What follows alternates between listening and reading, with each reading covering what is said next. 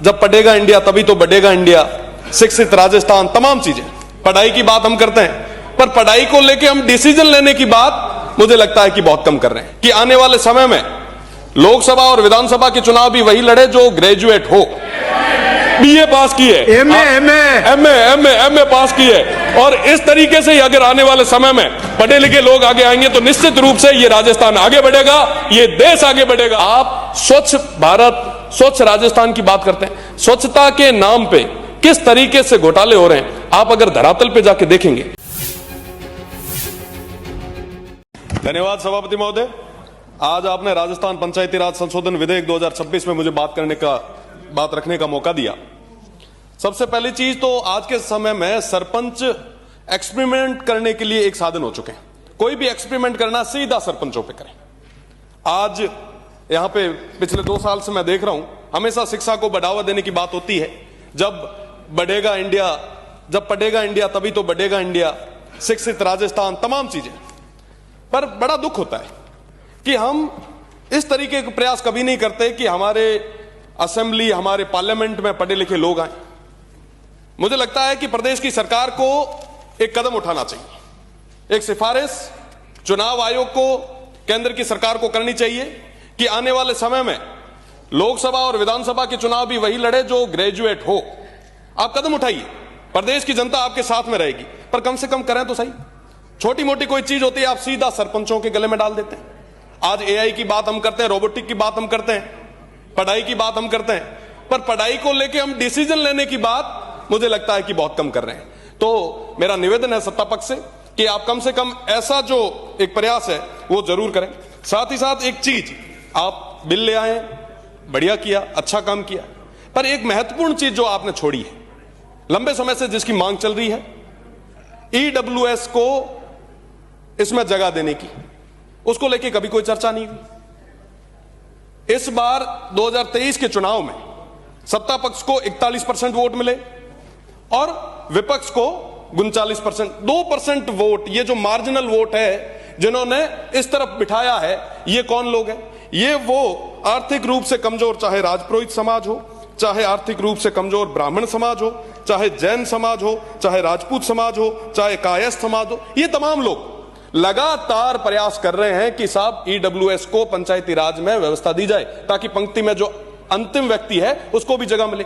आज सब पैसे वाला आदमी तो बड़े धड़ल्ले से चुनाव लड़ता है, क्या आपको नहीं लगता कि उनको हमें जगह देनी चाहिए? तो मुझे लगता है कि आप अगर केंद्र को लंबे समय से मांग चल रही है, संसदीय कार्य मंत्री जी पता नहीं क्यों इस मामले में ज्यादा इंटरेस्ट, रुचि नहीं दिखा रहे हैं। मुझे लगता है कि अगर देंगे, 100 से ज्यादा विधायकों ने लिख के दिया है, तो एक बड़ा मैसेज जो है वो जाएगा। साथ ही साथ सरपंच लंबे समय से परेशान हो ही रहे हैं। आप एसएफसी एफएफसी के पैसे जो हैं वो अभी तक नहीं दे पाए हैं। मेरा निवेदन है कि उनको आप समयबद्ध तरीके से दें। महानरेगा सामग्री का भुगतान 31 मार्च से पहले अगर बकाया राशि देंगे तो निश्चित रूप से काफी फायदा जो है उनको मिलेगा। साथ ही साथ एक बड़ी समस्या, प्रधानमंत्री आवास ग्रामीण और शहरी की जो बकाया किस्तें हैं उनको लेके भी लंबे समय से तमाम जो हमारे सरपंच वगैरह है वो परेशान हो रहे हैं। इस बारे में भी आपको सोचना चाहिए। ग्राम सभाओं को आप लोगों ने कमजोर कर दिया।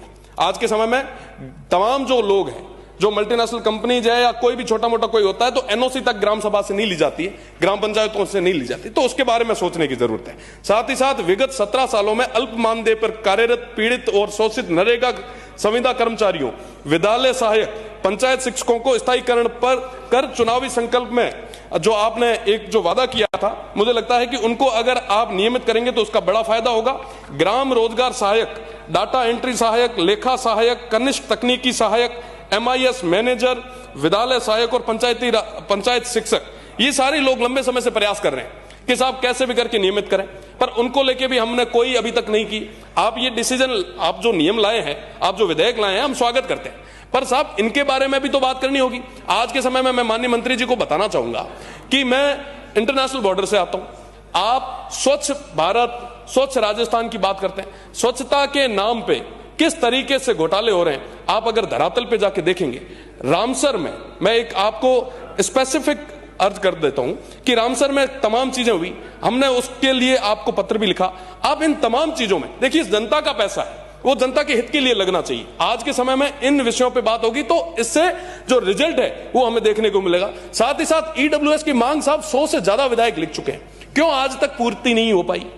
तमाम लोगों को वरीयता देने की जरूरत है। वो 2% लोग जिन्होंने आपको सत्ता में बिठाया है, क्या उनकी बात नहीं मानी जाइए? आज रे समय मीना मामेरो बियान महापुरुषनाली तो भूखा रे भूखा हाल भी थे, अगर नहीं दे पाओ तो साहब वो लोग के जा है, वो लोग किसके पास जाएंगे साहब?